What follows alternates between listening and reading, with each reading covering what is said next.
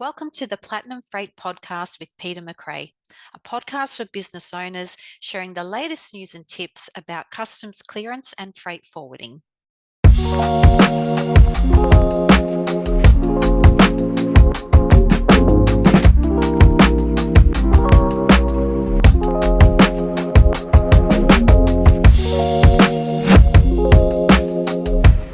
So, welcome to episode 3 of the Platinum Freight Podcast with Peter McRae, Customs Broker. In today's topic, we will be talking about LCL shipments to Australia. So, Peter, let's start with exactly what does LCL or less than a container load mean in the context of shipping and logistics?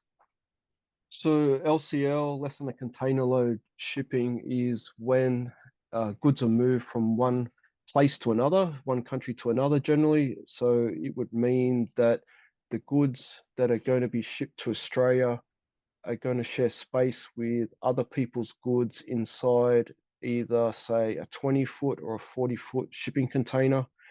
Then they'll be placed onto the boat, travel to Australia, taken off the boat, taken to an unpacked depot, and then everybody's goods will be deconsolidated, separated from everybody else's goods, and then everybody gets a notice to say, come and pick up your goods. You have 3 free days to pick up your goods before storage will start. And then LCL shipping is economical because you may have 1 pallet, 2 pallets, 5 pallets. You don't have enough pallets to fill a full shipping container. So this way you're able to take advantage of the cheap shipping costs to send the goods to Australia by sharing space with other people.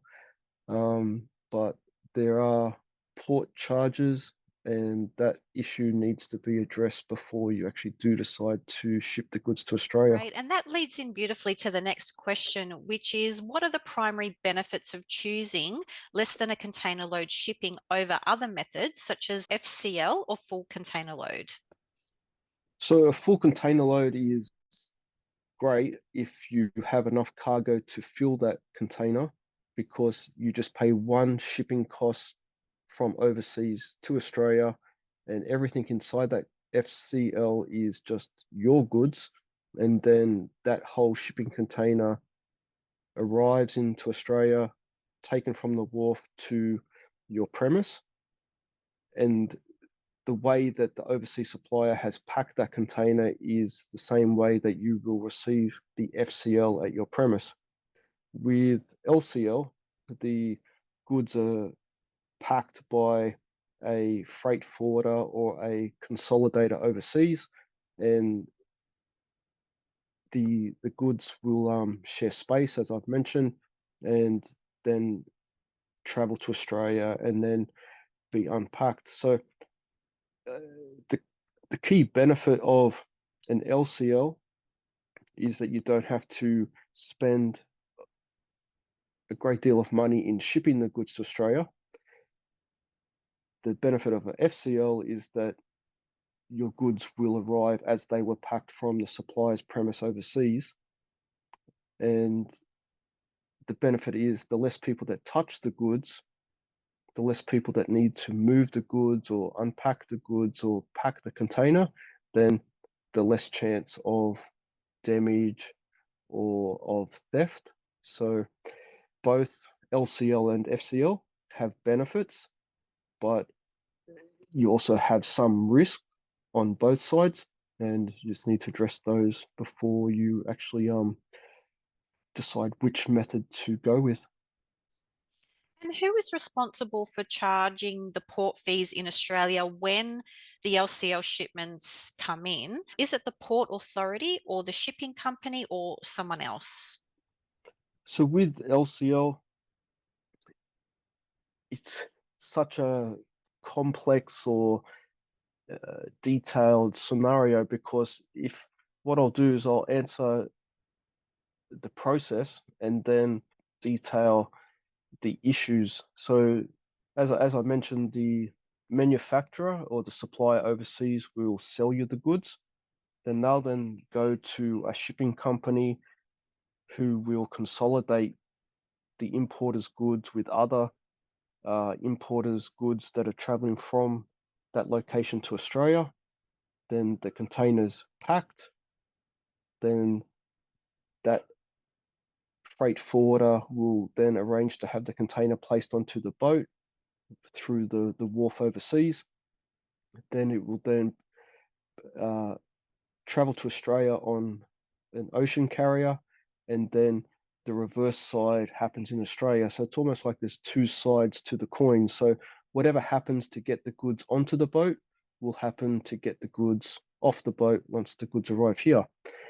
Now, when you buy the goods, that's one factor.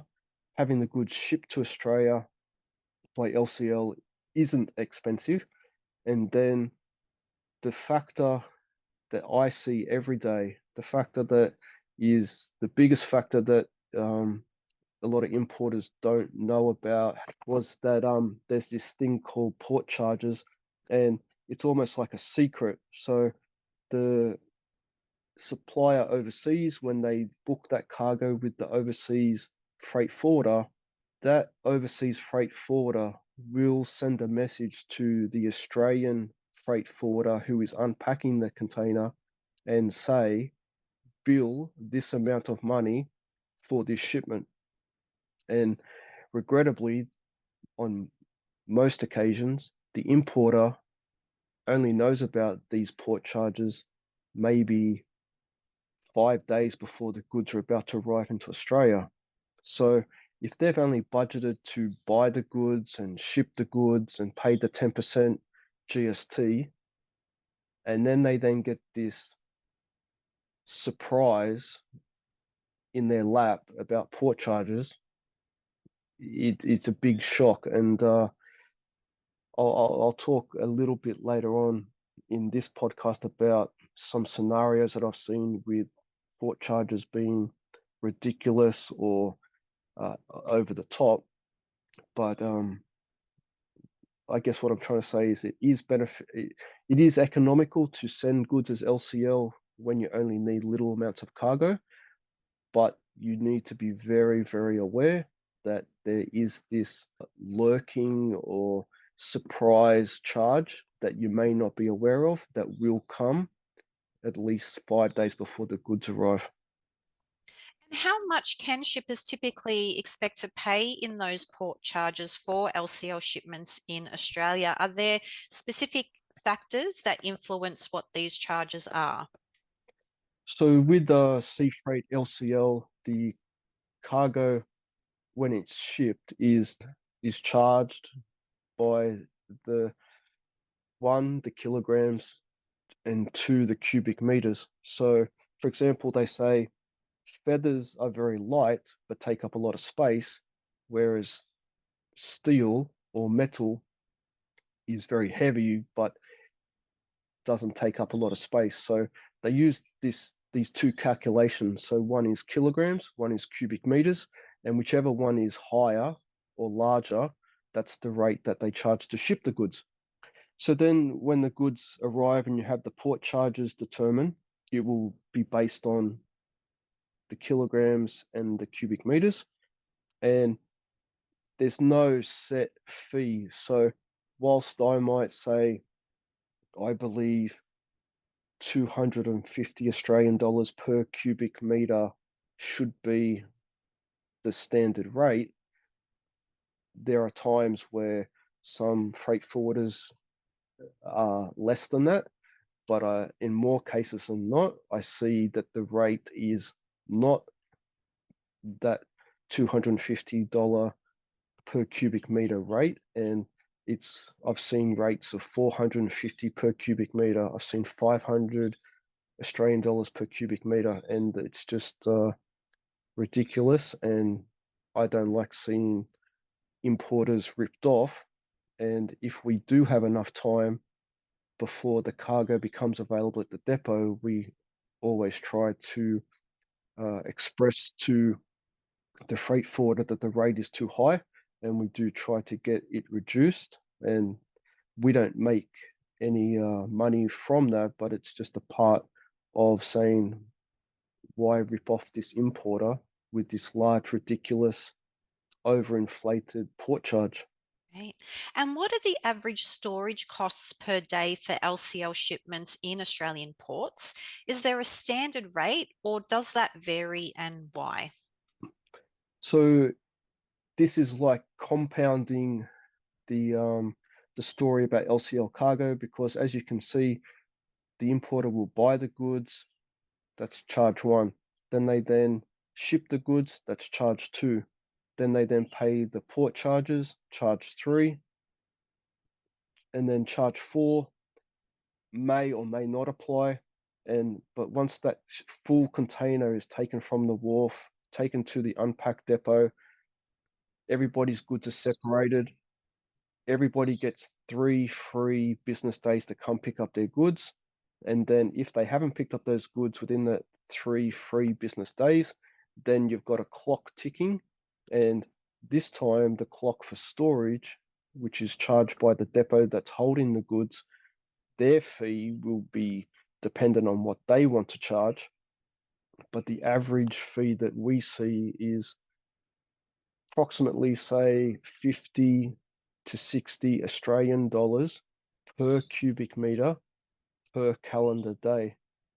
So if I was to say an importer imported 5 cubic meters of cargo, and if I base the port charges on 5 cubic meters, then they're going to have a rate of, say, $1,250 in port charges. And if they don't have their cargo out of that depot within that 3 business days, then 5 cubic meters, $50 per cubic meter, it's $250 per business day. Then let's say it went on storage on a Friday, Saturday, Sunday, and then they pick up the cargo on Monday. There's 4 days. That means that that importer has a $1,000 approximate storage bill at the depot. So things can unravel quickly, and the port charges issue is one, but the storage fee, once that clock is ticking, it really needs to be escalated, and the cargo needs to be out of the depot as soon as possible. If I then now compare that to an importer who's brought in 10 cubic meters, I would estimate that they're going to have a port charge of around about 2,500 Australian dollars. If the storage is $50 per cubic meter per calendar day, then that will be $500 per calendar day. And if it goes on storage on Friday, Saturday, Sunday, Monday, that's 4 calendar days. There's $2,000 storage at the depot. It's always best that the importer reaches out to their customs broker and makes sure that their cargo has been pre-cleared and all issues have been addressed before that vessel comes into Australia by at least 7 calendar days, so that there will be no issues disputing port charges, and that the risk of going onto storage at the depot won't happen. And how are LCL shipments handled and consolidated? So, what are the steps taken to ensure the security and integrity of those goods? LCL shipping is handled by multiple people throughout the supply chain. So if, for example, we talk this through, the supplier has packaged the goods. The supplier then delivers the goods to the overseas freight forwarder. The overseas freight forwarder places it into the shipping container. The wharf, the stevedore overseas places it onto the vessel. And then the reverse then happens once that vessel arrives into Australia. Regrettably, I would say that LCL shipping has higher chances of damage and higher chances of theft, because there's so many different players, different people in the supply chain that are touching the goods or have access to the goods. So if we compare that to the FCL scenario, full container load, only two people will touch those goods internally, the people that pack the container overseas and the people here who will be unpacking the container once it arrives at the client's premise. Whereas LCL, you can see that there's different people at different stages that will either unpack that container or pack that container for shipping. And then I haven't even mentioned that the cargo has to be collected from the unpacked depot. So then there's a transport company that collects the goods. So there's another layer of touching the cargo. And many times forklift forks do go through cargo, and many times cargo can be damaged in transit. And regrettably, it is going to make me say the same thing again, that insurance is key. Insurance is important on any shipment that travels internationally because the risks are just too high. And are there any special customs clearance procedures or requirements for LCL shipments compared to FCL shipments? So all sea freight shipments that travel to Australia will have to be processed through Australian Border Force and then also the Department of Agriculture, Fisheries and Forestry, which we refer to as quarantine. The requirements for sea freight shipments is that we have a declaration from the overseas supplier stating how they pack the container, what materials they use to pack that container, and then based on those answers, we'll then allow the full container load or the LCL shipment to be able to be delivered to the customer. Sometimes overseas suppliers don't provide the declaration to provide to quarantine, and then that will then mean that either the full container load has to be unpacked and inspected and then possibly repacked into the container, or for the LCL scenario, the goods will have to be inspected, and then after inspection, the goods can then be released and collected or delivered to the importer. But, and there's always a but, these LCL shipment, there's a fee. While this happens, there'll be a fee to have the inspection occur. If storage has already commenced, then the goods are on storage. There's a clock ticking. Fees are increasing. If I now say what happens to the FCL scenario, having a shipping container unpacked, inspected, and repacked, there's fees. So you want to keep your fees as less as possible. So this is why it's important to do all this pre-planning before the goods have departed from overseas. And what are the delivery options available for LCL shipments, and how flexible are they compared to FCL deliveries? So with the LCL scenario, once everybody's goods have been unpacked from the shipping container and the 3 free days have started, then either the importer can collect the goods from the unpacked depot or we can deliver to the importer. With the FCL scenario, only trucking or transport companies with maritime security clearance can collect the containers from the wharf. And then once the containers have been collected from the wharf, then they can then either go to the quarantine depot or they can go directly to the importer for the importer to unpack. And you've touched on this a little bit, but are there any other common challenges or issues that shippers might face when opting for LCL? And how can they mitigate these risks, particularly around the issues of storage, biosecurity, and unloading? So with LCL shipping, the biosecurity, the quarantine issues is always going to be concerned about how the goods were packed for shipping to Australia. So it's important to make sure that the goods haven't been packed against quarantine policies and standards. And so we would look at the proposed way that the overseas supplier plans to pack those goods. Generally, in most cases, the goods are packaged either with plywood pallets or plastic pallets, steel pallets.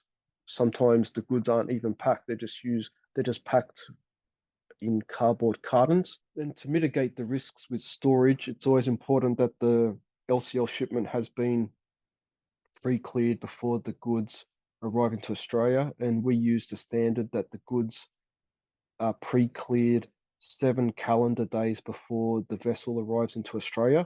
Therefore, we would have the goods cleared, ready, and available to be picked up on day one of that shipping container being unpacked. In regards to unloading or collecting the goods from the depot, it's always important that the goods are collected promptly. So if possible, we always recommend that the goods are collected on day one or day two of the three free days.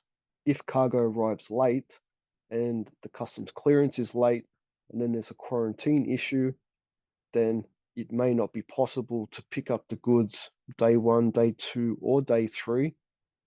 And then the importer would then be liable for storage when they can pick up the goods from the depot. So as you can see, if I was to say to you, between Friday and Monday, there's already 2 lost business days. And then when the goods are collected on the Monday, the clock's ticking. So there's a day one storage charge because the goods couldn't be collected over the weekend. Finally, can you share some best practices or tips for businesses to efficiently manage their LCL shipments and minimize costs? I would always say for best practice, before any importer purchases goods from overseas as an LCL shipment, that they find the supplier overseas that they want to buy the goods from, ask the question how much it will cost to buy those goods and to have those goods shipped to Australia. But, as there is always a but, that you also ask them to include insurance. So in our industry, we have acronyms, and the acronym would be CIF, which means cost of goods plus insurance plus freight.